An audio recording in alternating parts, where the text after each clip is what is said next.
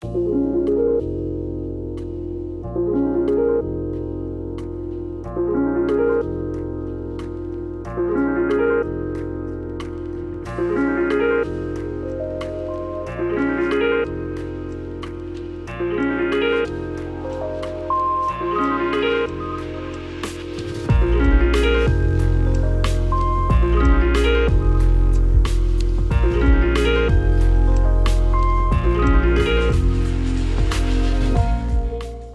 friends, and welcome to episode 148, feeling great, of the Noclip podcast. Danny here, joined by the beautiful, as ever, Frank Howley. How you doing, Frank?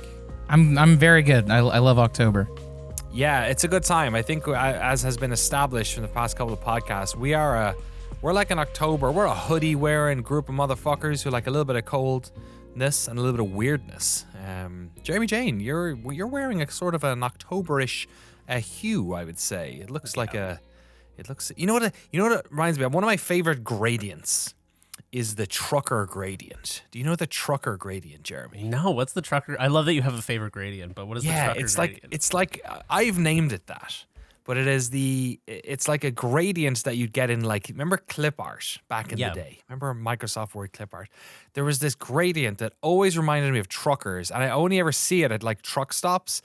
And it's basically just the gradient of a sunset. It's like a blue top, and then it sort of like turns into an orangey hue, and then a sort of a brown, and it has a chromeness to it. You know what I mean? Like a sort of like it's the type of gradient you'd see on the back of a license plate for an 18-wheeler. Frank's nodding his head. Do you know what it is?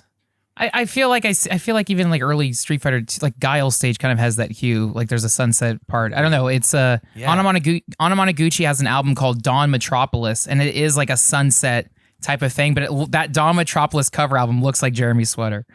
It's like it's the color of the sun hitting the fender on your truck. You know, when you're taking a break at the truck stop.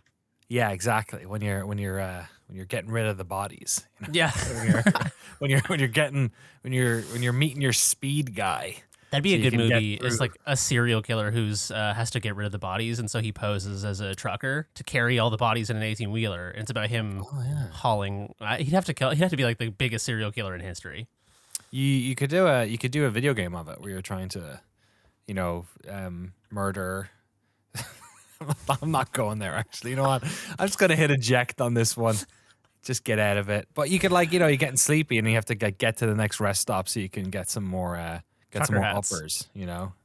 I was gonna say I think that was specifically what the Green River Killer's MO was. I think he was a trucker who that's what he did. That's what he did. Anyways, yeah. He just got bored on the long. Who amongst us hasn't been bored on a? I mean, you gotta have a little sympathy for the guy, you know. Like he's carrying Walmart merch across the whole country. It's a long day. It was before iPhones. You couldn't check anything. He didn't even have podcasts to listen to. Have you guys ever showered at one of those trucker rest stops? No. You know, have you ever seen one of those? I've never stepped foot outside a rest stop. I'm too afraid. Wait, you've never been in a rest stop? No, I don't think so. I've parked my car, but I don't think so. I'll trust like a McDonald's bathroom or something, but okay. I don't. Yeah. Well, sometimes you go in these they kind of just look like gas stations with like a Subway stuck to it or a Del Taco or something. But you'll go in and they'll have like these showers, and you get a ticket. You go up and you get a ticket, and then your number gets called and a room gets called, and you get to go in and jerk off. I guess that's what I'm guessing they're doing in there. Maybe they're having showers as well, but although the cab probably, maybe that's, you got your little wet wipes right there. I don't know the life. If you're a trucker and you have, answers to these, podcast at noclip.video, please let us know. But none of us have been inside one of those truck stops. I'm going to make that my New Year's resolution. To take a shower in a truck stop? To take, or jerk off. I don't know. It depends. I don't know what the mood is going to be, Jeremy. Do they have a separate ticket system for that? They do, yeah. Yeah, they have. Who was I talking to recently about? They were doing like IVF, and they said it's not magazines anymore. They literally just have Pornhub up on a computer. Wait, what's IVF? Oh, IVF is when you're in vitro fertilization. Okay. So yeah. So when they're trying to extract the seed, they just let you have your phone, or I don't know, something.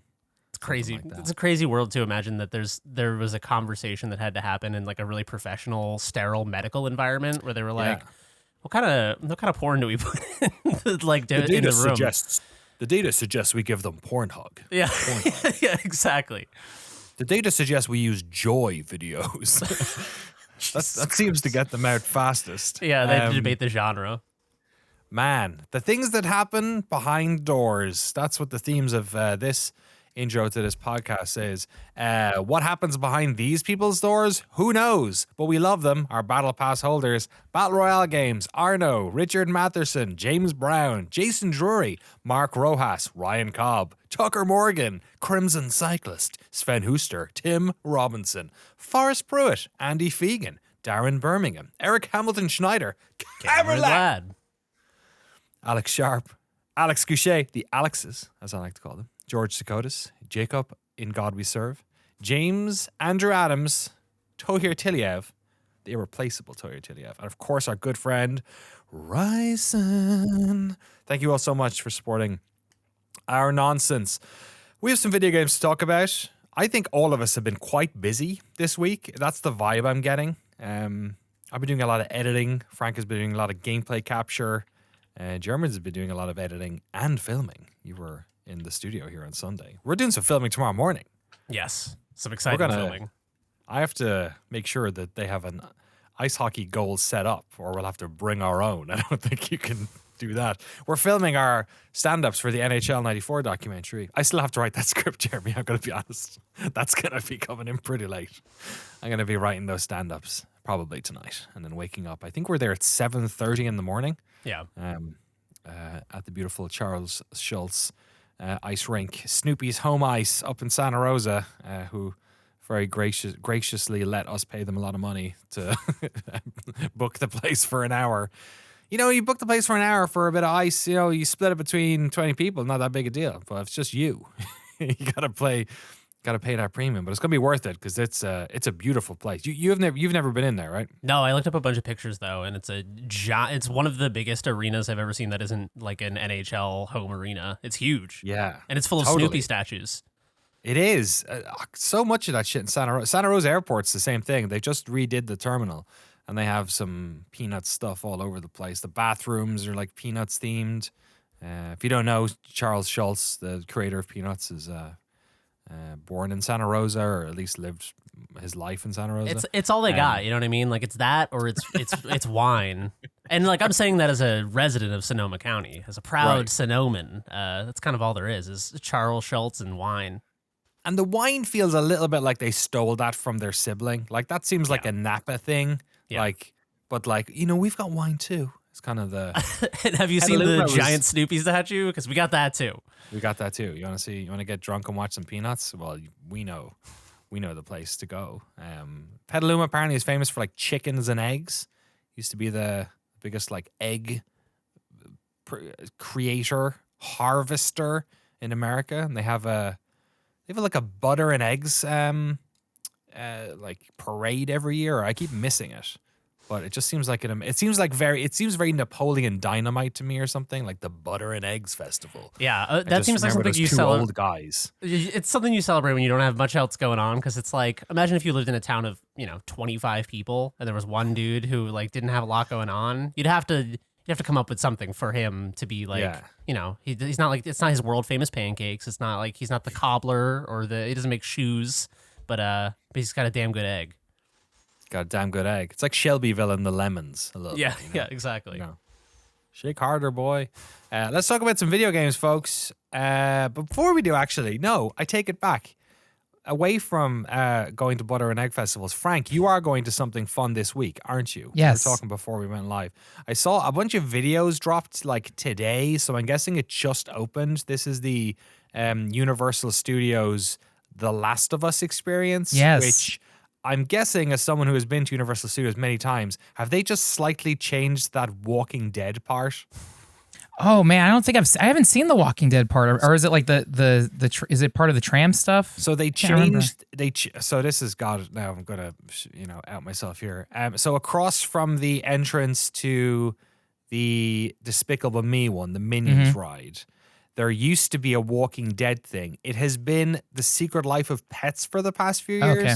You know that one on the corner? Yeah. So before it was that, it was a like Walking Dead ride, but you just walked through and there was a bunch of fucking people being zombies. So I just, like, I could be wrong, but I just assumed they probably just did that. I'm not sure if all of that had been turned into Secret Life of Pets, or maybe it was actually slightly up the road from Secret Life of Pets, but it seemed like it was using some of that.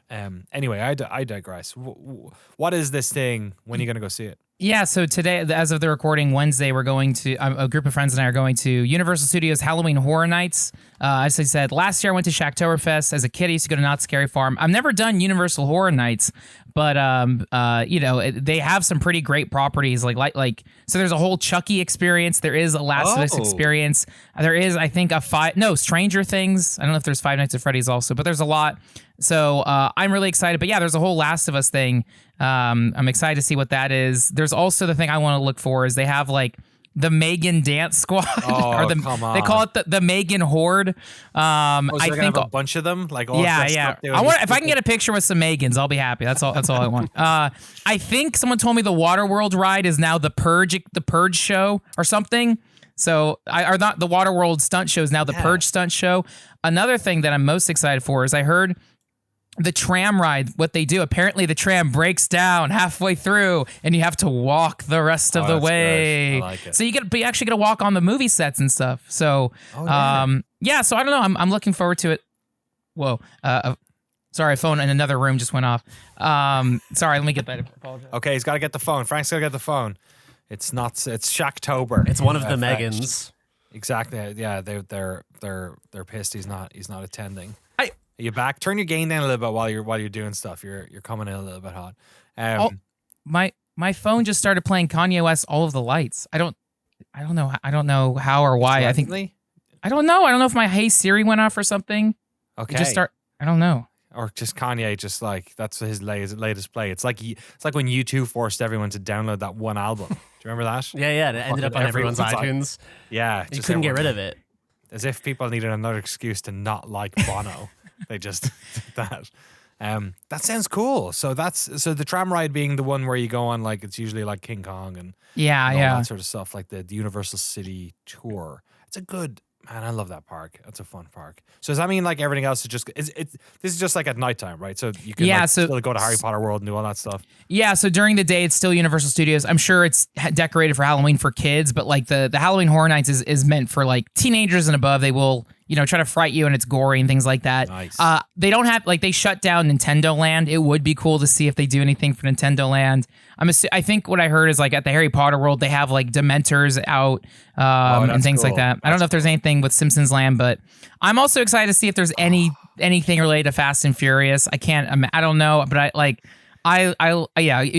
during the day at Universal Studios, they just have a car lot with all the Fast and Furious cars and Fast and Furious trailers playing.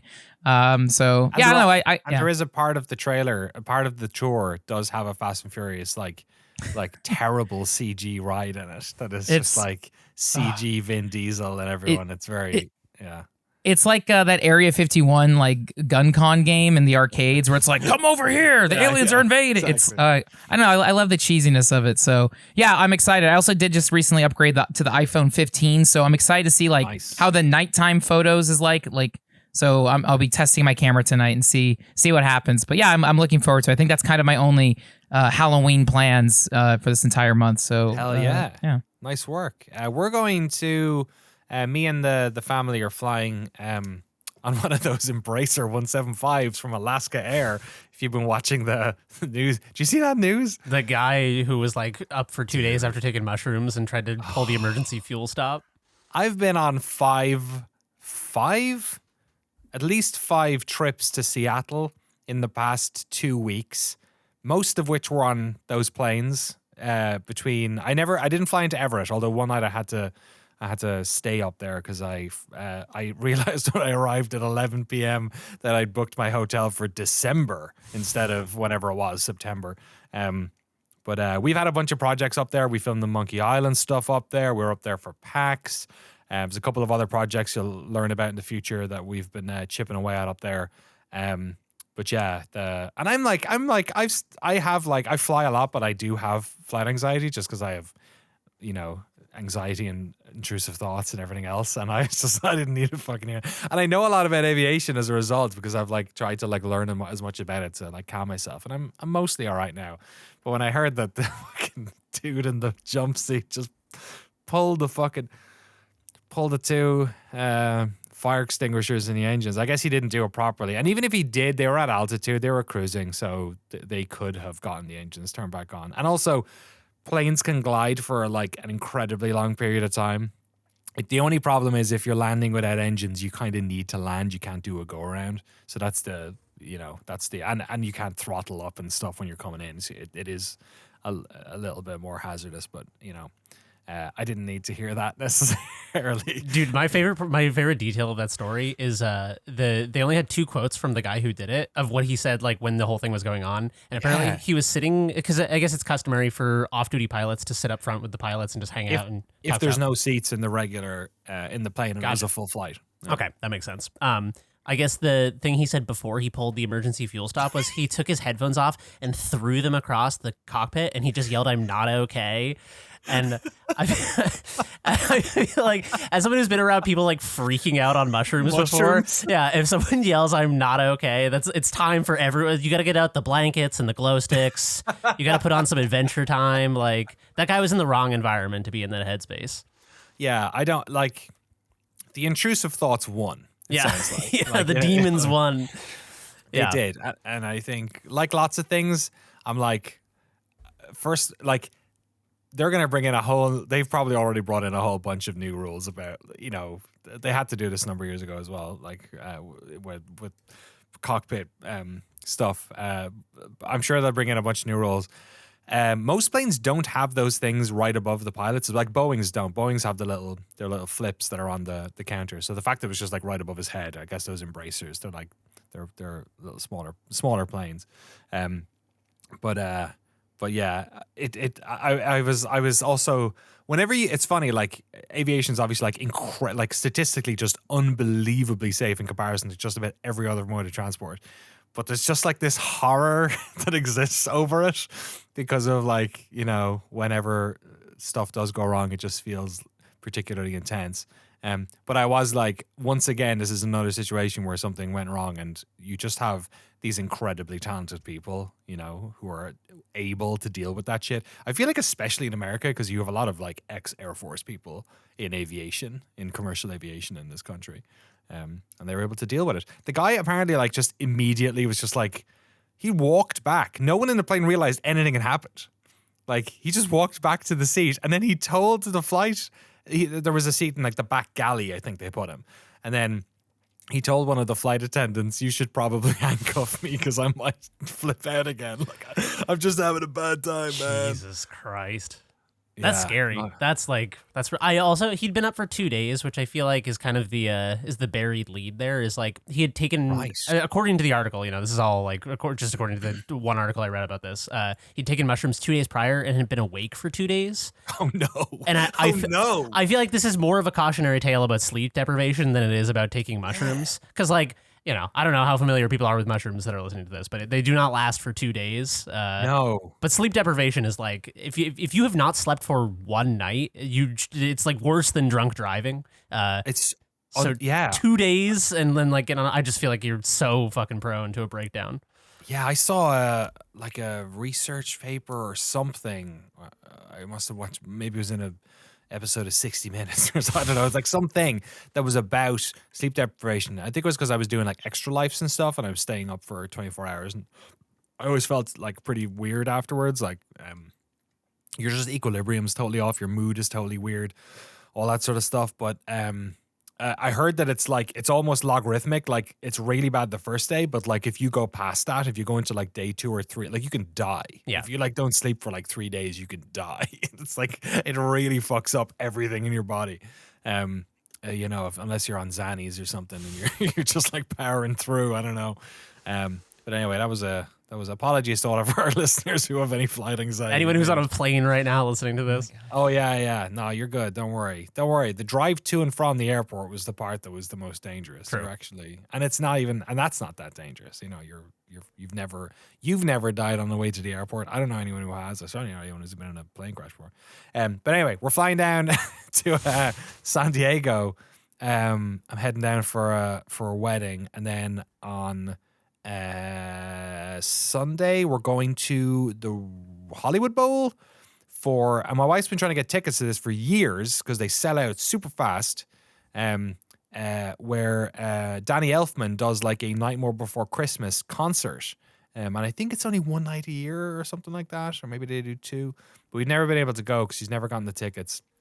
And then we had our daughter, and she was like too young, but now she likes the movie and everything. So we're all going to go down to, we're going to drive up in San Diego to LA and see that show and see some friends in town because we've not been there in a little while, and then pop back up on Monday. So that's my Halloween little thing, I think. Awesome. But when you have a kid, Halloween, like I've been in Halloween mode for like 3 weeks. You know, it's like nonstop. Everything's done up. Talking about candies, watching horror movies. Oh, me and my wife watched a really good horror movie. We watched it's not Let Me In, because that's obviously the American version, or that Let the Right One In. Maybe it is Let Me In. Is it called Let Me In? No, it's not. 2023 horror movies. I'm only mentioning this because it's actually like legitimately really good. Yeah. And we watch a lot of shit horror movies and we enjoy them. And like we recently watched Cobweb, which was pretty good. Wasn't amazing, but it was pretty decent. And then this one we watched, and I gotta look this up. It's like, where does it take place? Is it Australia? I want to say. Sorry, I should have Googled this before. It's all right. I need a good horror movie. Oh, I have heard of this. Talk to Me. Okay.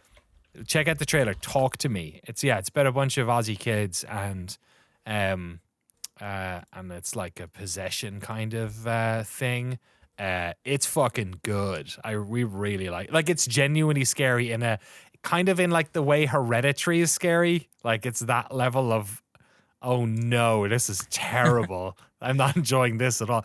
I think some directors like figured out that like scary demons or like ghosts aren't that scary. What's scary is like fucked up things happening to like people you like, or children, or, you know, family horror. You know what I mean? Like just messed up situations. Like that's what is horrifying to many. So yeah, if I had any recommendation, we don't do movie recommendations on here very often, but Talk to Me.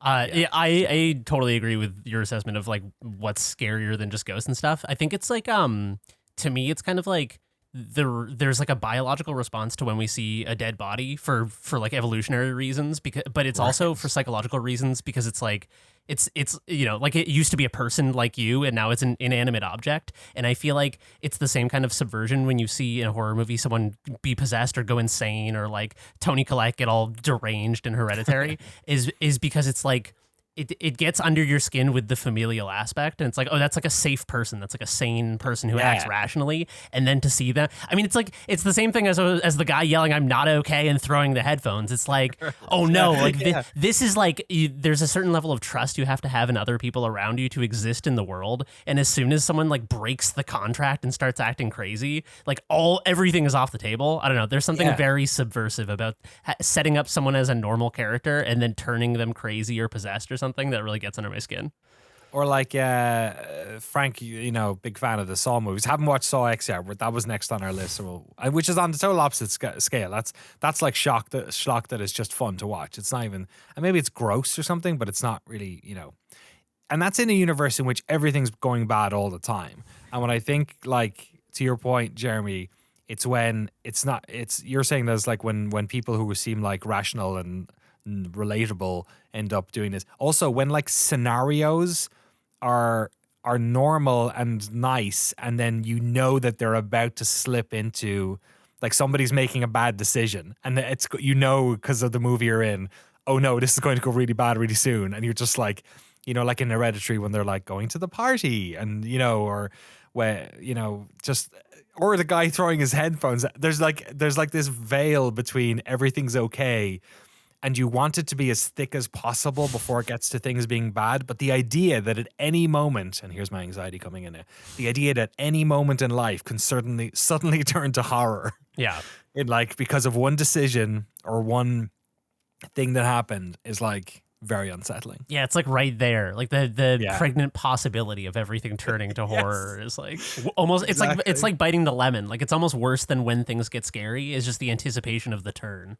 Yeah, 100%. Yeah, or getting your shot. You know what I mean? Yeah, it's exactly. like and I think that's why people get anxiety on planes for me is because I have that sense. And then turbulence, I'm not scared of turbulence. I don't care about the bumps. I do off-roading in my car, but for some reason that shake is like it's like a physical manifestation of that feeling of things can go wrong at any time, and it's like, yeah, I'm here.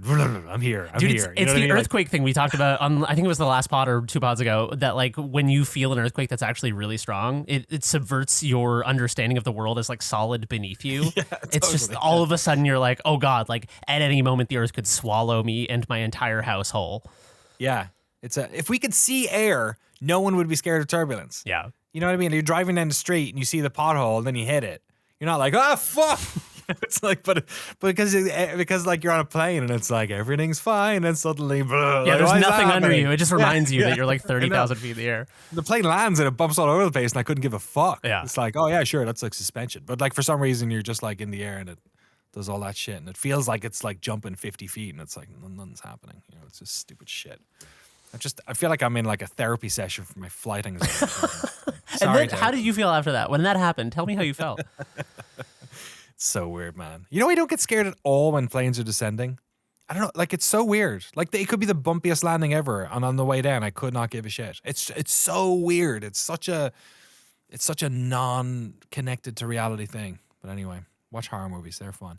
Let's talk about video games, guys. There's a bunch here, and I feel like, am I right in saying that we've all played a little of all these?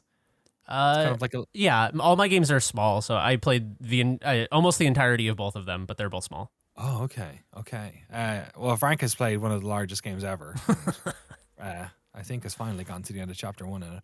Let me get one of my ones out of the way first, and then we'll go Jeremy, and then we'll go Frank. We can bounce back on the other side of that. I played some of that Spider-Man game, Spider-Man 2. I don't really have... I kind of feel like we touched on this last week. I don't have really much to say about it. And I don't know why that is. There's something about these games that just feel very like singular, or there's nothing. I think a large part of it is just how well produced they are. Like they're just like incredibly well done. And Spider-Man 2 has like surprisingly good story, just great characters. The cutting in it is great. It runs really well. It looks the part. I played it in performance mode, and it actually didn't look as good because the frame rate was too high. It didn't feel cinematic enough, weirdly. I dropped it back down, and I was like, oh yeah, this feels right for some reason. I don't know why. Yeah, it looks great. The first boss fight you do is just like at a scale that is just like, holy shit. Like, how do they do this in these games? They're just like wizards over it. Insomniac with these games. Yeah, I'm not like amazingly far in it. A few hours. I've been plugging away at it. It feels very much like the other game where I'm just happy to keep going with it. I think they overload you a little bit at the start with like all the different controller stuff. Like they really get the tutorialization kind of out of the way in the first hour, and it's pretty intense. And then you have a lot of like your upgrade trees and all that. So once all that shit gets out of the way, it's a little bit annoying. Once all that stuff gets out of the way and you're free to kind of do whatever you want, it definitely opens up a little bit more. So yeah, not a huge fan of the start of those games, but then I think, I don't know, that's kind of part of the territory of these games. You need to get up to speed on them all.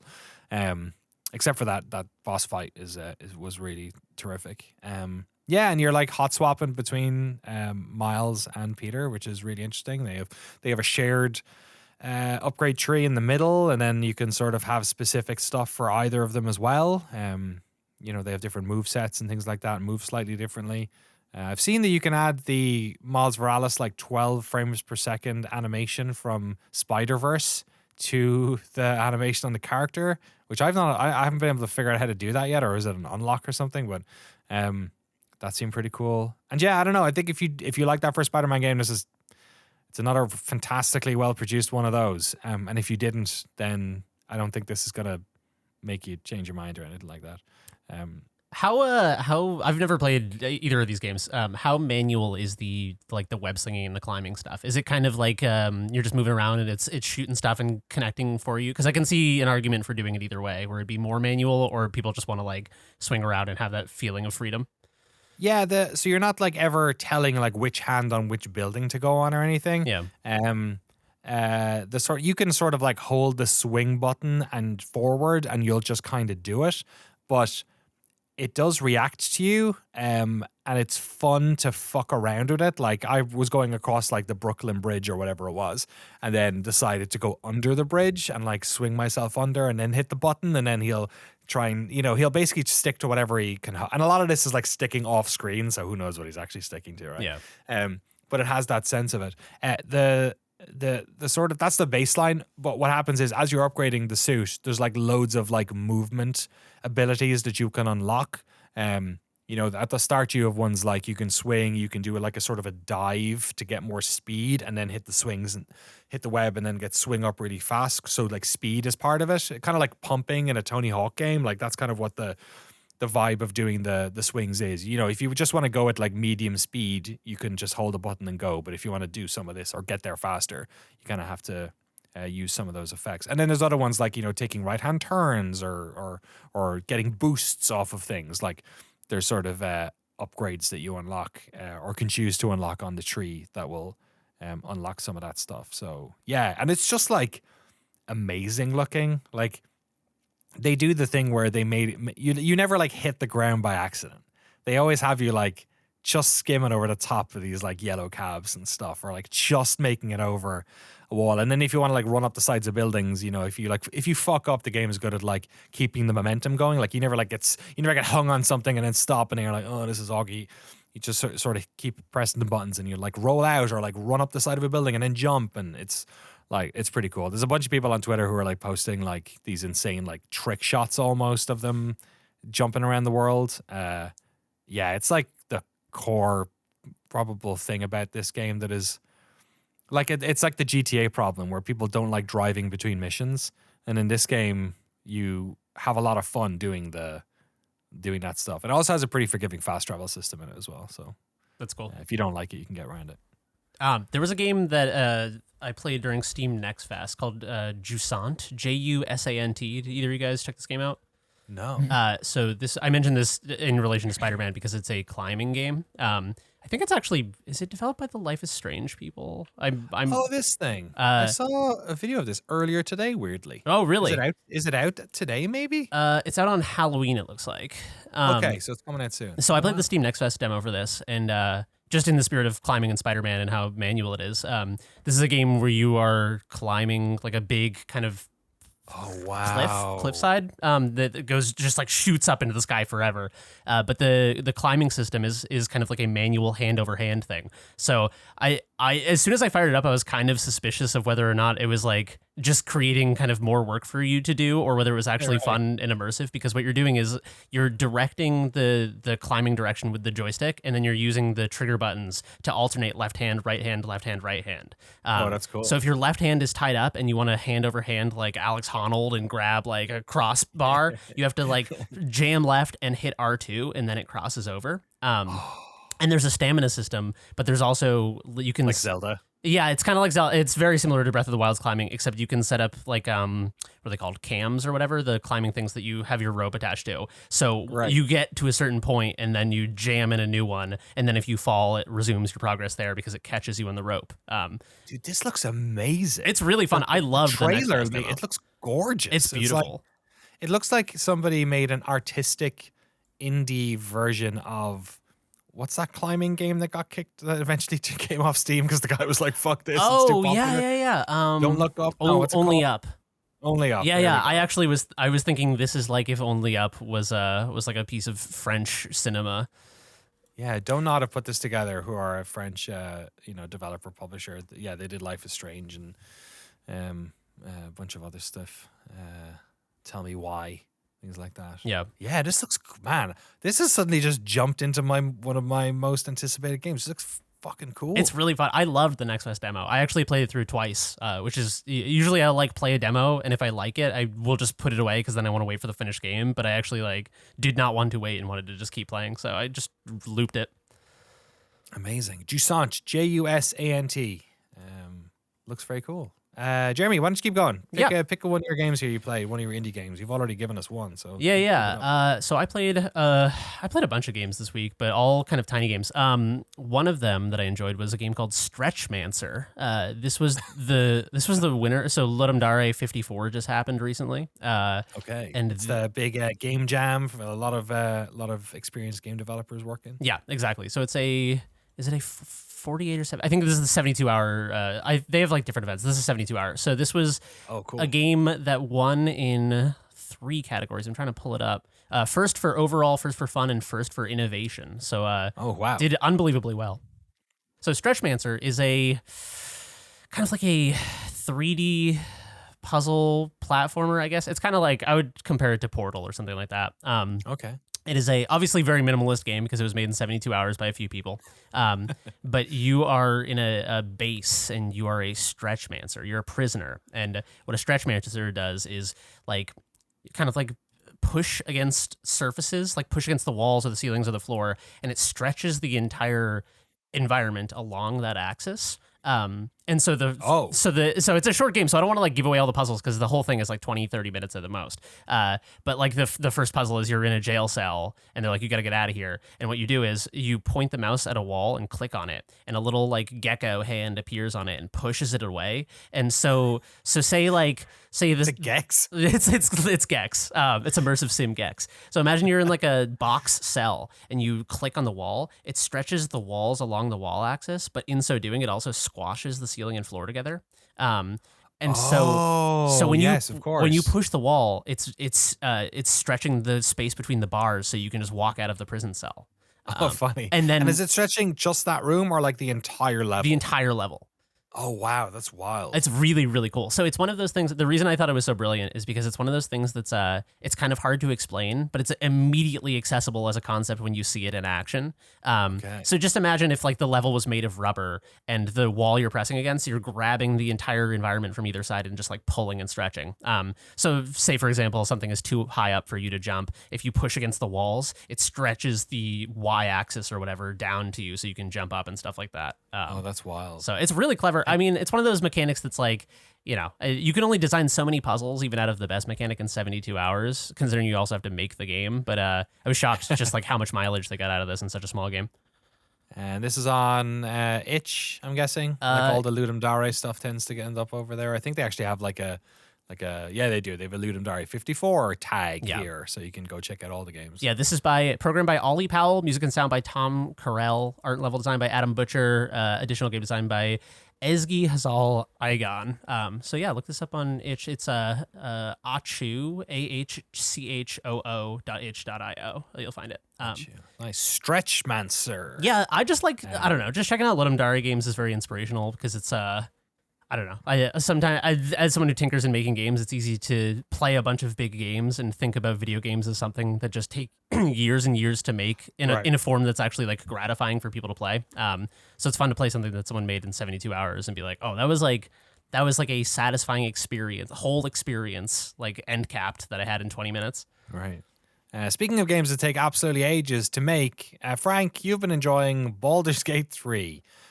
You've been recording footage for this for the first episode of my new show, which is going to be hitting a secret YouTube channel you'll find out about next week.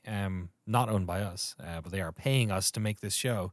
It is called By Design. I have a 25-minute video essay all about Baldur's Gate 3. Not its design, but it's sort of the success of it, the history of Larian, sort of a health check on the CRPG genre in 2023.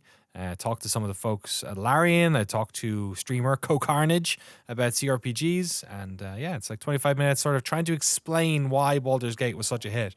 And also dispelled some of the sort of maybe reductive ideas out there about what was leading to its success. So you've been very gratefully capturing a bunch of footage for me for that. But in so doing, have you been enjoying Baldur's Gate 3? Yes, not a surprise. One of the most like critically and user acclaimed games of the year is so fun and addicting, and I didn't expect me to enjoy it so much because like it seems like a very brainy game. I like usually when I play games like like I want to turn off my brain, mess around, try to break it. But Baldur's Gate 3 kind of in the same way Hitman is so open to so many spectacular, unique scenarios. Baldur's Gate 3 rewards any choice you make, and it's so dynamic. So now I'm having so much fun like talking to people about it and hearing their experiences. Playing Baldur's Gate 3 in 2023 feels exactly what it was like to play like vanilla World of Warcraft back in like 2005, 2006, where it's like I didn't know what I was doing. I didn't know what spells I was picking. I didn't know but in learning the game and seeing how big this world is and how dynamic it is, it's like it makes me want to play it like early in the morning before going to bed. Like it's even after this project, I'm still playing it and also very much it puts me in that flow state. A lot of the time when I'm in a piece of media, I'm always thinking like, okay, I'm doing this, but shouldn't I just, I don't know, isn't there another thing I should be doing? When I'm playing Baldur's Gate 3, it's like, oh no, I'm going to sit down for a while. Also like, it's like that escapism and the immersion that you get. Yeah, you're there with all those characters.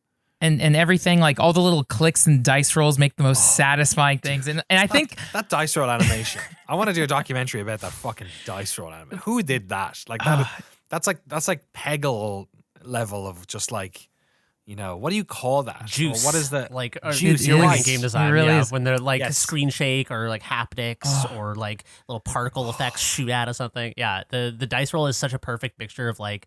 It reminds me of the most delicious icon in video games history, which is the little double kill in Halo, the little star bubble. I don't know why. Yeah, I just like that's a good one. Good icon and some good noise can really juice it up.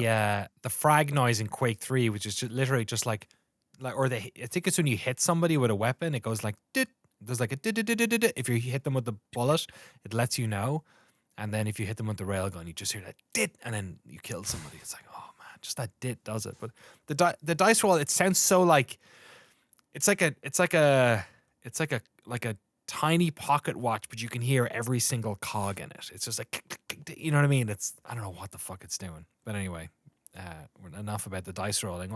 What are some of the? Do you have any anecdotes? Do you have any weird things that happen? Or stories? Or I mean, like one thing that blew my mind is I was playing with a friend and I was like walking through like assign the game is good. As I spent a long time like in the Goblin camp killing the bosses, and I did a few scenarios where like I would just do an encounter and get destroyed, reload, try to reassess. So like.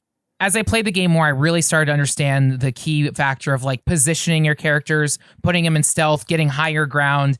So like the second time I tried doing this boss, I put all of my characters above a ladder and had one character bait everybody. So they all chase this character, and then all my friends, you know, like all my party members destroyed him from above, and that worked.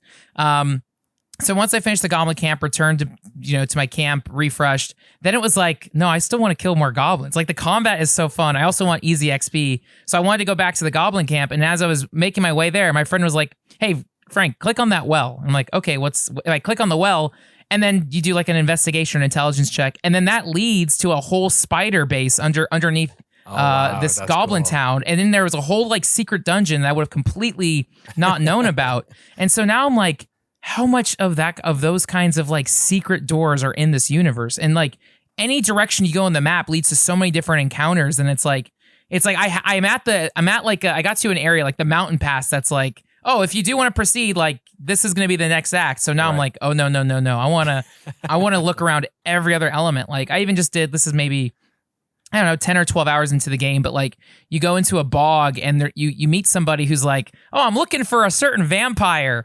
And I have the Astorian, the vampire in my party. And immediately it's like, screw it, let's kill this vampire hunter. So we kill him, but now I'm like, are we going to have more trouble down the line? Right. I don't know, but I'm excited to find out. And I'm sure you could talk to him, get him to go away. I don't know. It's just like, so now I'm eager to like hear more about the game. I'm eager about your experiences. I'm assuming Jeremy has how many hours or dozens of hours have you put into Baldur's Gate? I've played like low 70s. I've not completed it. I'm in Act 3. Act 3 is very dense. A lot of people have said, and I've found my experience to match that. It's very good. It's so overwhelming. Every time I fire it up after taking a week or two away from it, there's just 4,000 NPCs around me, and I kind of forget what I was doing. Combat dense? No, or just like it's like stuff dense? they're just like and people to talk to and places to go and stuff. And in kind of the more like sparse naturey environments, it's a little less overwhelming because you can kind of go around and investigate stuff. But if there's a lot of people to talk to, I feel like it feels like I'm playing Planescape Torment, where it's like, I have to like go talk to every person in the inn, and that's gonna take me at least an hour and a half. Yeah. So I have not completed it yet, but it is. I mean, it's one of the best games I've ever. I also Divinity Original Sin 2 is one of my favorite games of all time, and Baldur's Gate 3 is just kind of that notched up an infinite amount. Nice. But yeah, I mean, it's fucking brilliant, man. Like I don't know what else there is to say other than it's one of the best games I've ever played. I've got to play some more. I'm still in Act 1, but I'm doing similar to you, Frank. I'm just like enjoying it, relishing it as much as possible. My favorite ability that I definitely think everyone should get is talking to animals. It's just like the amount of fucked up quests you get out of that. It's just hilarious. And you'll a couple of hours will spend and you won't have seen an animal. And then you'll see one and then you'll be like, oh yeah. And then you'll go, wait a second. I could talk to you. I forgot. Even like small ones, big ones, you kind of think, oh, it'll just be dogs and cats. And it's like, no, you can talk to like cows and fucking rats and shit. Yeah, like, and it becomes integral to some quests. Like, obviously there are other ways to solve these quests, but there have been a surprising amount of times that I was doing a quest and there were animals nearby, and talking to them ended up like intermingling with the consequences of the quest. Yeah, the game just listens. It just it like really has answers to every question the player sort of poses it. It's pretty amazing stuff. Aside from Baldur's Gate 3, I'm trying to see what else we have on the list here. I played some of the Metal Gear Solid collection. Oh, cool. Which came out this week, I think, sometime this week. It's a bit of a funny one. It's a bit of a mixed bag. It's a $60 purchase, which I think has to be mentioned outright. This has Metal Gear Solid 1, 2, and 3, and then it has the 2 MSX games as well. Metal Gear 1 and 2, if you've ever played those, which I played via emulator in the past. If you've not played them, you should check them out because it's very funny. Because you'll see like, oh, Metal Gear Solid 1 is basically just a 3D version of one of these games. You're like doing a lot of like hiding in the back of trucks and staying out of view cones and all that sort of stuff. And even rations and stuff like that are in those old MSX games. The remakes themselves are weird. So Metal Gear Solid 2 and Metal Gear Solid 3 Snake Eater, which of course is getting a full remake currently. They released another trailer for it today, actually. Those versions seem to just be the Blue Point remasters that were done, I don't know, 12 years ago or something like that, with a wrapper on them that has some extra bits and bobs, like they have art books and additional modes. Like the Metal Gear Solid 1 version has, VR missions in it and all the different like expansions. I think it was 3 different things the Metal Gear Solid got packed up with. The Metal Gear Solid 1 version is a bit more of a remake because, well, no, sorry, I shouldn't say remake. They definitely all have the vibe of this is just getting emulated, isn't it, in the background? And I think when you start the program and it has all these flashy graphics in 16:9, and then you start the game and it throws up the black bars and it's, the resolution doesn't look as hot as it was, and especially when you're playing on a huge television you never would have had back in 1998. It's a little bit of but I've been enjoying playing it. I mean, it's just like, how can you not enjoy playing those games? So I think if you're expecting something more than just emulated games on a modern machine, it's probably gonna fall flat. It's also a bit weird that so when I downloaded it, I bought it on the PS5 and it literally downloads like 5 games. Like it doesn't download one executable that you go into. It downloads different ones for all of the games, which seems very strange way of doing it. It's like you bought like a multi-pack of soda cans or something, and it's just like, oh, here you go, blah, blah, and they all start downloading.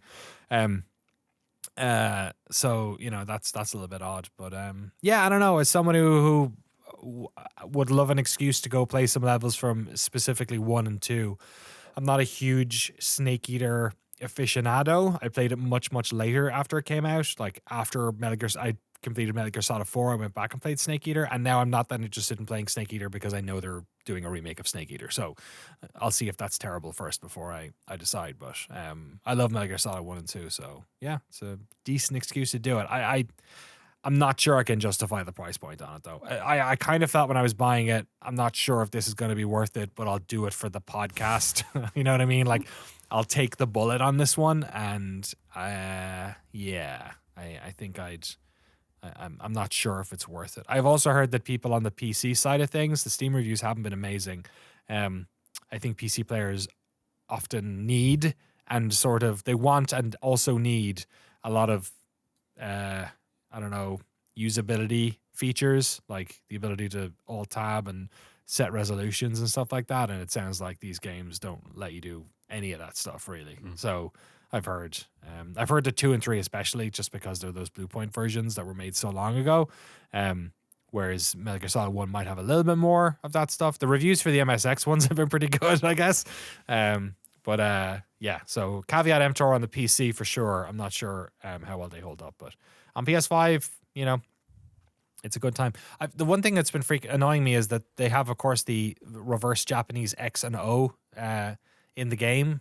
But then when I was bouncing out to do like other things, like I think sign the EULA and also I was downloading a European pack. I wasn't sure what it did. That it was 5 gigs, so I think I don't know what the fuck it does. But I was downloading that, and of course, then the PlayStation uses the X and circle the wrong way around. So I was like fucking rubbing my belly and tapping my head at the same time, trying to figure out how to use the thing. But once you're in the game, it's all good. You're just getting your rations and choking people out and shit. One thing I realized about that first game, which I'd forgotten about, and I guess 2 as well, is they really just completely sidestepped the whole where do you hide the bodies problem in Metal Gear Solid 1 at least. I forget about 2, but they just fucking disappear. Oh, really? It's been so long since I played any of those games. Yeah. I played a little bit of 1 last year, and I need to finish it, but I haven't played 2 or 3 since I was a kid. In 2, I have a faint memory of putting them in lockers, but I think that's a false memory. I think that's Hitman, and I think in Metal Gear Solid 2, you hide in lockers a lot. Yeah. And you have to find the pin-ups and kiss them and do all the important video game stuff. So I think in 2, they also disappear, right? I think like if you kill them, they disappear. If you trank them, they eventually wake up and like respawn. Yes. So if there's other enemies on the map, you do want to stash them in the locker. But like MGS 1 and 2 is very forgiving, where it's like once you're in the next like room, anything you did in the previous page does not matter. You can get an alert and run away and then come back and you're reset. MGS 3 is where the whole jungle is alive, and that's where it matters. Okay. So that's why MGS 3 had bounced off. I was like, oh, what the hell? Like I can't just go to the next screen. But yeah, because I think I just replayed MGS. It was like when Jeremy was raving about Signalis last year. I would like because that was very MGS1 PS1 aesthetic. Yeah. I was like, I kind of want to play MGS1 again, so I replayed MGS1 over like Christmas and. Again, that's why I'm also not hungry for this remaster collection. It's like kind of just played it. I mean. It works great on DuckStation. No, I don't know. Honestly, MGS1's good, but I don't know. If you have a Steam Deck, maybe it's worth picking up if you want to play them on the go. Yeah, I was thinking that, and maybe that's what I should have done instead of this. But yeah, it reminded me as well. Jeremy, you were talking last week about like getting one of those IDOS CDs and just playing it over and over again. I still remember. I think I still have my copy of the official PlayStation Magazine UK had the shot of the ninja on the front of it. And the demo disc from Metal Gear Solid, like, dude, I think it's the whole way up to the elevator, maybe like the first 3 zones. Like, it's definitely the first zone, the second zone. Like it's a hind D, like it's that whole stuff, and then I think maybe the tank room. I think, and then when you get in that door, maybe that's when it ends. I forget. Or maybe it ends when you get in the vent shaft at the end of the hind D part. You get the Nikita, but God. Like, talk about a demo you could play over and over and over and over again. Like, it was just fucking, like, what a game. Dude, it's so good. During Next Fest, I was like, every Next Fest comes around and I kind of have a little bit of that feeling again. Like, it's obviously different because there's an infinitude of demos to download as opposed to the same 7 on the little disc. But, like, yeah, I don't know, man. For a while, I was like, I don't really need to play demos because if there's a game I want to play, I'll just play it when it comes out. But there is just something very satisfying about just, like, playing a little bit of a lot of games, getting a little taste of I don't know. There's something fun, and it reminds me of like being a kid and having just only the demo to play, and you appreciate it so much because you can't play the rest of the game. Yeah, exactly. And especially back then when it was like it was the equivalent of the we didn't use the term AAA back then, but like it was the equivalent of like a full priced game. You just got a bit of it. Yeah. You know what I mean? Like the idea that you could get like the first 20 minutes of like one of the best games of 1998. Sorry, Half-Life also came out that year, so you got to be really careful about it. Wait, MGS 1 was 98, wasn't it? I'm pretty sure it was. Was it 98? Yeah, it was. So September 3rd, man, what a banger year. Unbelievable. But yeah, just the fact that you could play like the opening, and even Half-Life actually, because Half-Life had that, what was it called? The OEM demo, where they released like the first 5 chapters of Half-Life if you got a certain 3D card. And then that got leaked, so everyone was just playing the first 5 chapters of Half-Life for free online back then, and sure, that sucked. Man, they've had all their games hacked. Half-Life 2, same thing happened. They had early version of that. I think that guy went to jail though. Yeah, so it just, yeah, it was just, there was something weird about it, you know, AAA game getting that level of quality.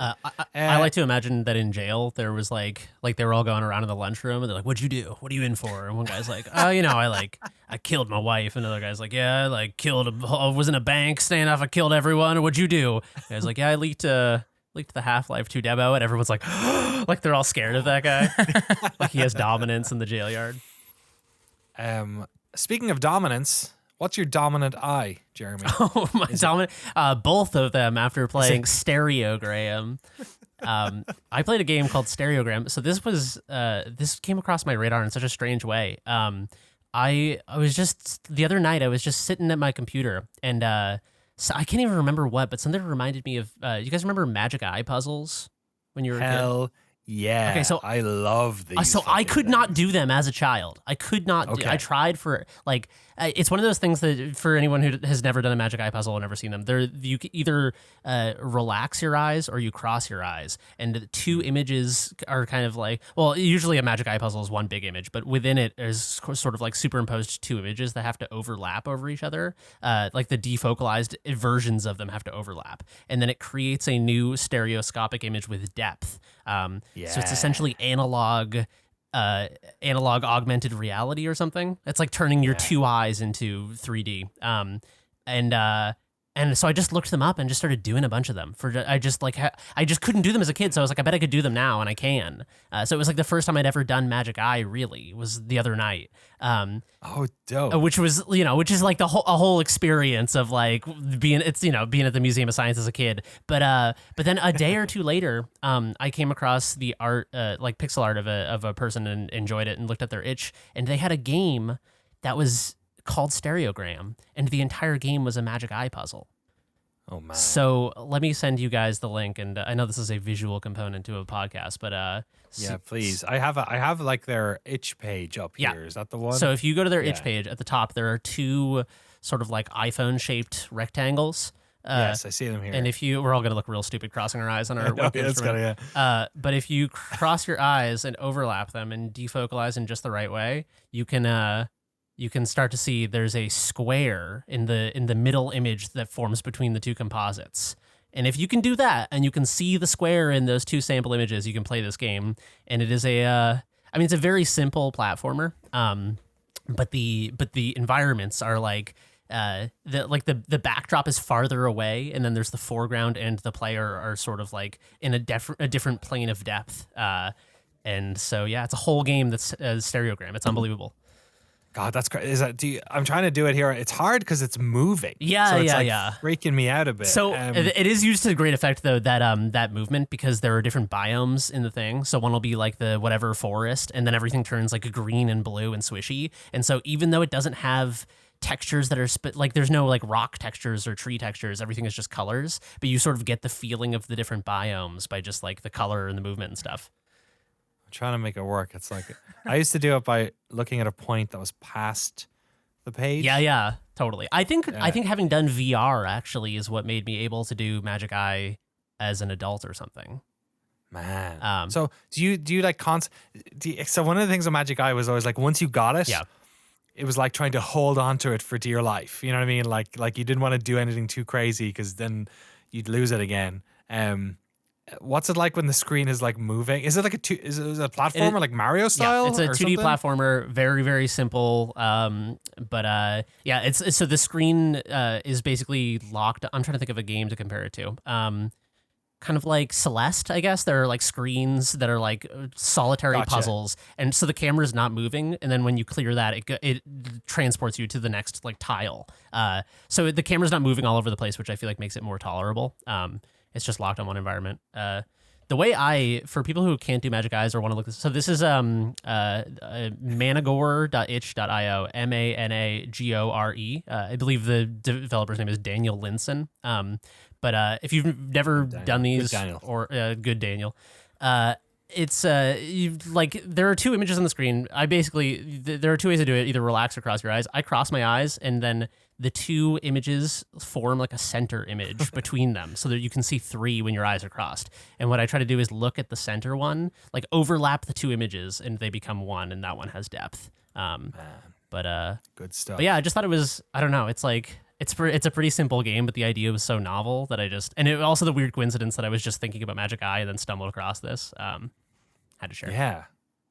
Magic Eye was on the brain, man. There it is. Check it out. Yeah. Stereogram, a split-screen platformer in a broken world featuring 100 rooms spread across 6 zones. Check it out on itch.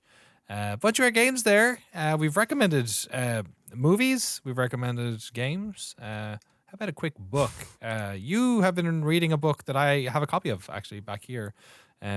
Challenges for Game Designers by Brenda Brathwaite, who is now known as Brenda Romero, of course, the incredible game designer of many classic games, and also works at Romero Games with her husband, Jonathan Romero. I don't think it's Jonathan, but, just like to mix it up a little bit. What did you make of this book? It's an interesting, I read it years ago. I actually bought it from their store in Galway. What did you make of it? Because it's very, I found it to be very like foundational or something. Yeah. It really strips back. It's not like, they're not really talking about games in the way you think about games, I think, for a lot of it. Yeah, it's interesting because sort of like a year ago in my personal game development, learning game dev journey, I hit a point where I think it's easy to assume when you don't do game dev like I did, that once you have the technical skills, you can just kind of like make games. Like that the hard part of making games is making the systems and coding them and like getting things technically working, and then, making art assets, making it look okay. And then once you have those, the rest is kind of like intuitive or whatever. But it's kind of not the case. I think it reminds me, reading a book about game design reminds me a lot of reading a book about meditation, where I think if you talk to someone who is like not that into meditation, they're like, yeah, I meditate sometimes. But what they're talking about is sitting down and closing their eyes. And right. You know what I mean? Like there is there are like falling asleep on the train home. Yeah, I meditate sometimes in my bed for 8 hours. But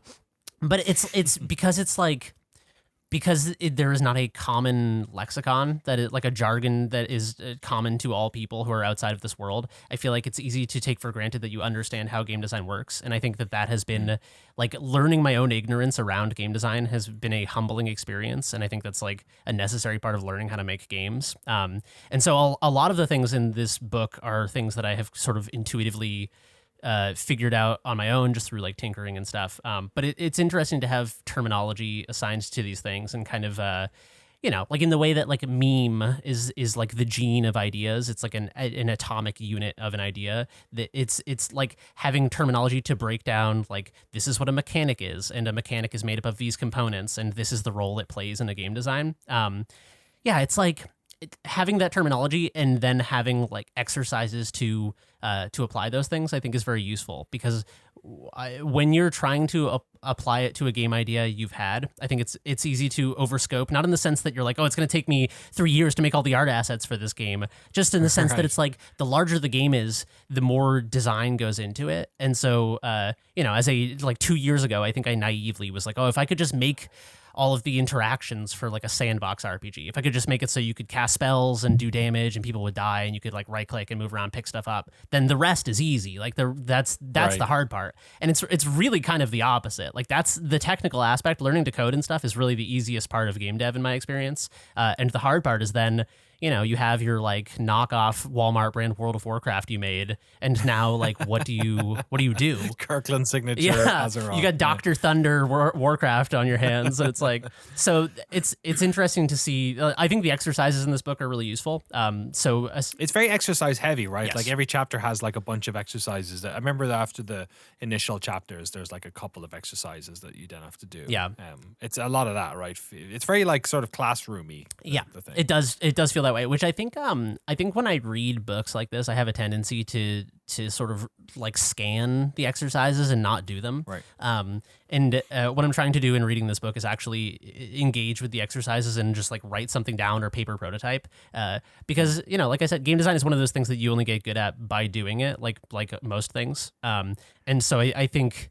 Yeah, you just like humbling yourself before this process and being like, all right, it's easy to read a challenge that's like, okay, like design a race to the finish board game for 2 to 4 players, and this is the theme. And you're like, okay, yeah, I could do that. Let's move on. But instead, just being like, okay, let me sit down and write down the rules for this thing. Right.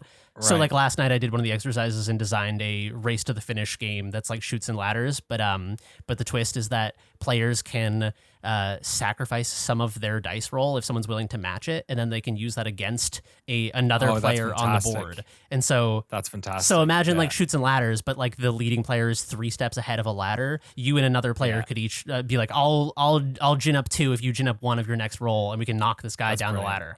I love that. Yes. I literally played Shoots and Ladders with my daughter 3 days ago for like the first time in forever, and we had the most insane game where she got the ladder to the top, like the biggest ladder, and fell down the biggest chute. Or we used to use snakes in Europe, snakes and ladders, but whatever.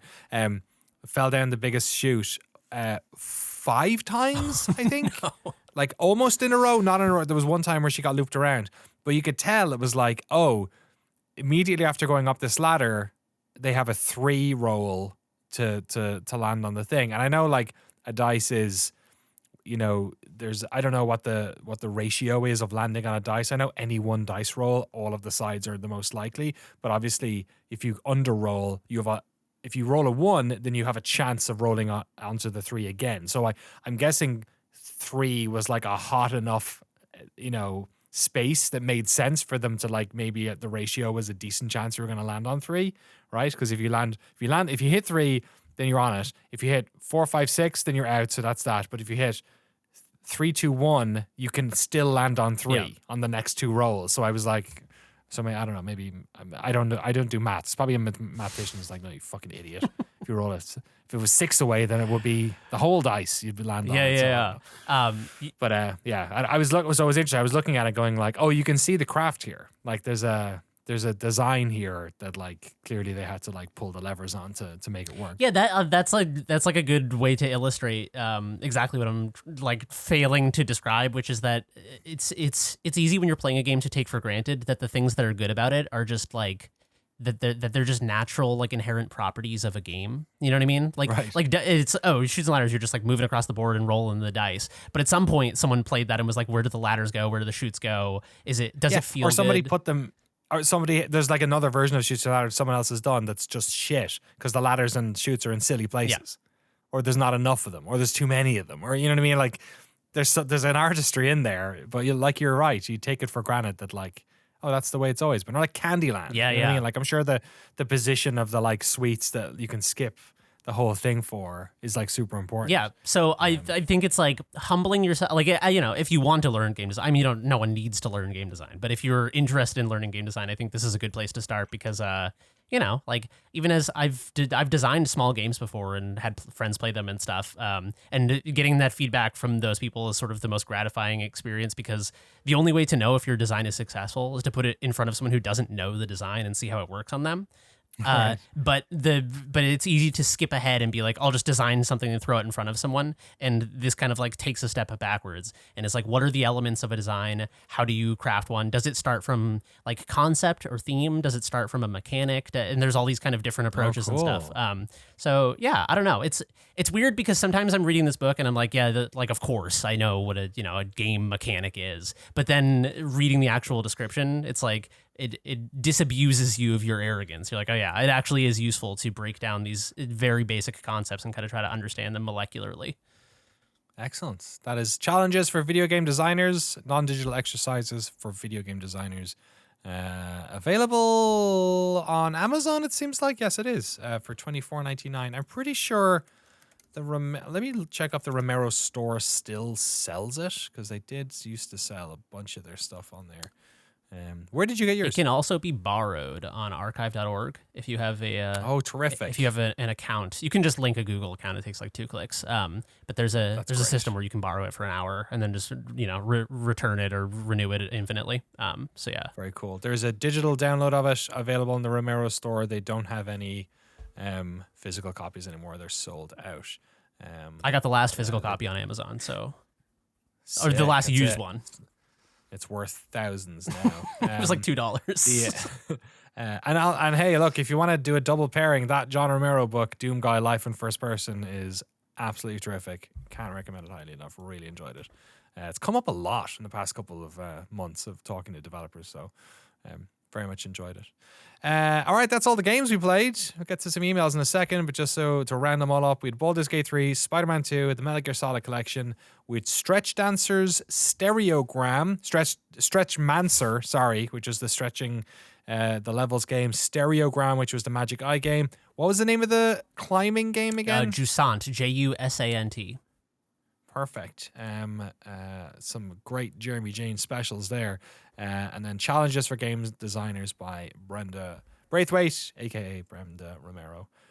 I mentioned Brathwaite because that is the name of the author on the book if you're Googling it. Frank, we got some emails, Discords? Yeah, there's a lot of messages this week. And again, if you want to send anything to the show, podcast@noclip.video, or use the podcast chat channel in our Patreon Discord. Tiernan Cuddy sent an email. Hey guys, loving the pod as always. Thanks for the hours of entertainment. Love the sports game talk last week. Question for Danny, off the back of him talking about headers and volleys, I have to know, did you ever play Red Ass? If not, for your culture, Red Ass was essentially headers and volleys, except when the poor soul left in nets had 2 volleys, a header, and 2 half volleys scored against them. They had to bend over and have the ball kicked real hard by everyone playing at their ass. Great Irish pastime. Much love, guys. Tiernan. And then P.S. Thanks, Jeremy, for all the game recommendations. You have provided my entire backlog. That's nice. Just added a few more on the pile there. I don't think I ever played Red Ass. You guys ever play anything like that? Like, there's no sports I know of where you have to you guys have dodgeball over here. That's the closest thing, yeah. We used to play wall ball as kids. You guys ever play wall ball? Oh, we called it, on the west side, we called it handball, yeah. Yeah, so the way we would play wall ball as kids. Handball's an actual sport, so I'm interested in what... Sorry, go ahead, Jeremy. Yeah, I'm curious to say, I have heard people call it handball as well, and then there's also Olympic handball. So it might be the same thing, but for us, wall ball was you would go to any place that had any multi-story structure that had a huge tall wall and throw the ball, and it had to bounce back. I don't even really remember the rules, but I do remember if you dropped the ball, you'd have to run and touch the wall to be safe. Oh, that's something different. And someone would have to peg you with the ball before you could reach the wall. So essentially it was it was a game where you and your friends were throwing a ball at a wall until someone fucked up, and then it was an excuse to just throw a tennis ball as hard as humanly possible at them. And you could use your hands and feet? Head? No, just hands. Although I don't know. Kicking never came up. It's kind of a not dependable game mechanic. Right. But there was some condition in which you fucked up so badly that you'd have to go stand against the wall and cover your crotch and let someone just throw the ball at you. I don't really remember. I feel like as I'm describing this, I remember less than I thought about it because it was traumatic to be harmed by your friends. I feel like we played something kind of similar in elementary school. It was handball, and I don't know, I don't know what actual Olympic handball is, but whatever it was, same thing, giant wall, and kids would bounce the ball against the wall. And if I don't forget, but there was something where if someone messed up, you had to run and touch the pole and yell pole. And if you didn't, then kids would throw the ball. I feel like any sport we played on the playground, it was just an excuse to bully each other. You're swinging as if you had a tennis racket or a baseball. Yeah, but using your hands. You would bounce the ball down, it would hit the wall, come back. Okay. I forget. So handball is a sport, and Olympic handball is a separate sport. Okay. So there are 2 sports. Olympic handball is a team sport that looks kind of like hockey or ice hockey, but you're passing around a handball. It's like 5-on-5 or something like that. And there's a goaltender and the goal is small. Handball is a game where you play on a handball alley. And the reason I know this is because every Irish school has fucking handball alleys. Because whenever these schools were built, handball was the shit. So I don't know. We never used them for handball. And handball is basically like squash. It's like squash, but you don't have a tennis racket because everyone was poor in Ireland. So you'd have like a wall, and then there was like 2 side walls, like a squash court, but it was bigger, and you would hit a ball against the wall. And it was I don't know the rules of it, but my understanding is it was somewhat similar to squash. It's like a 1v1 situation, I think. But I like your guys' variants better, especially the sort of Mexican standoff element that both of your. Not Mexican standoff.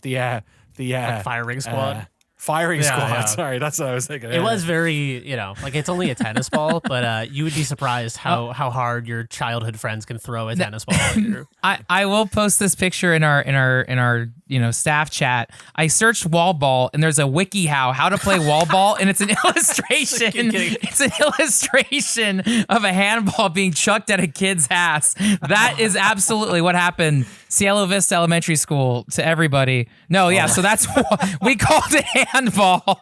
But yeah, dude, I don't. So please let us know what the hell did you guys play in elementary school? It was dodgeball and handball, and it was violence on. It was great, and it was fun though. That's unbelievable. I love that they have like a cartoon impact like stylization around the kid's ass. Like they hit him so hard it made like a sonic boom. Yeah. Good stuff. Yeah, send them in. Okay. All right.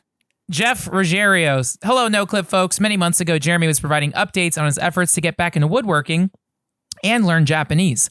As a professional woodworker who's been learning Japanese myself, I was quite enjoying these digressions. Hopefully it's all going well, and I look forward to any further updates. Thanks for all the entertainment you provide every Friday morning while I work on wood. Likewise, I appreciate your Games of the Year series. Thanks to you, I ended up playing Citizen Sleeper, Immortality, Signalis, and Weird West, all of which I enjoyed. Looking forward to whatever you end up doing at the end of this year. Thanks for podcasting. Jeff from Portland, Oregon.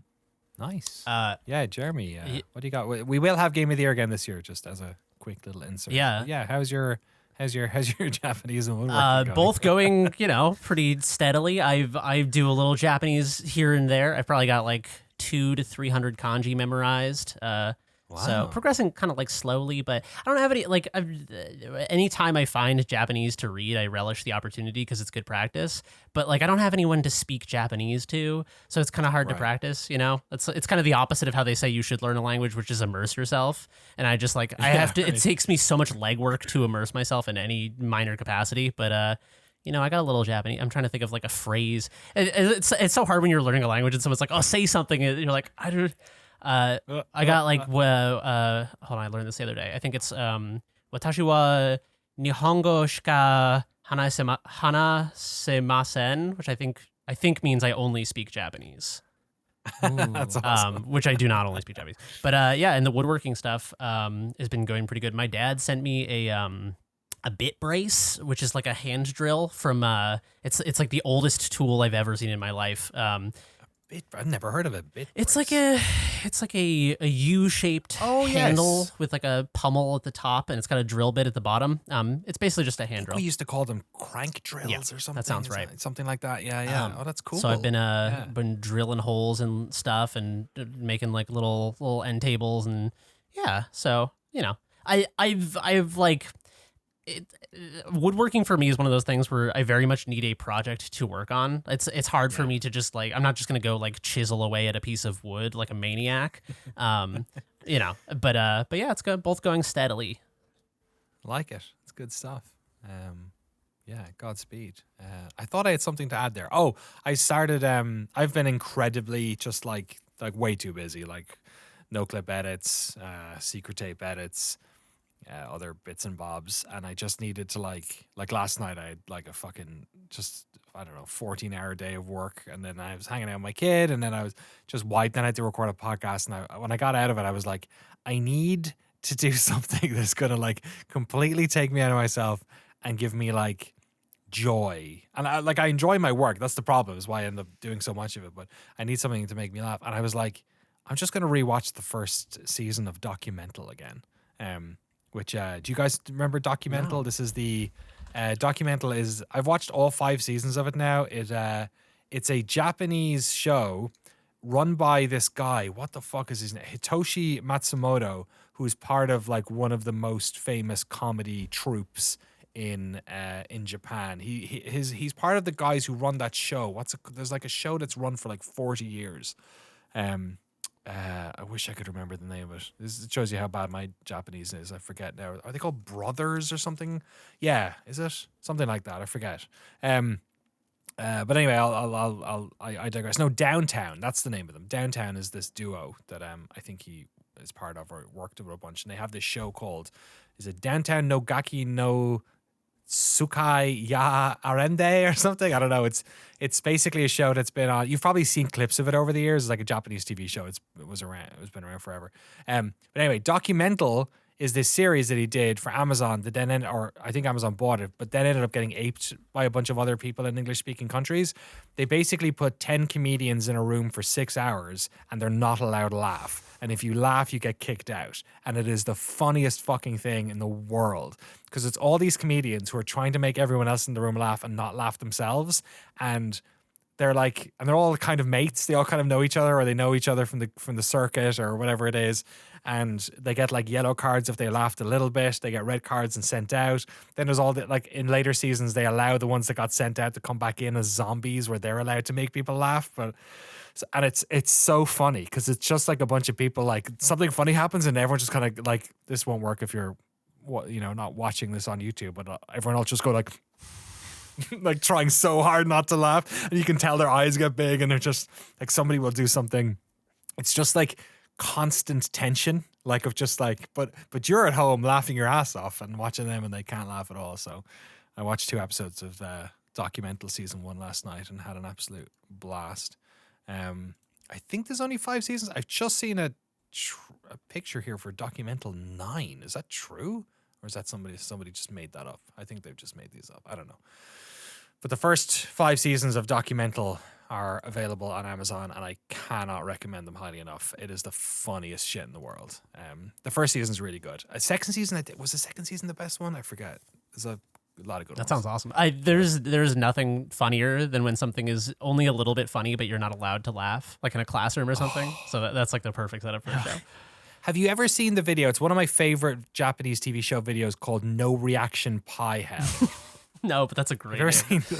So the guy who runs this show, Hitoshi Matsumoto, he was the guy who was in No Reaction Pie Hell, if any of our listeners remember it.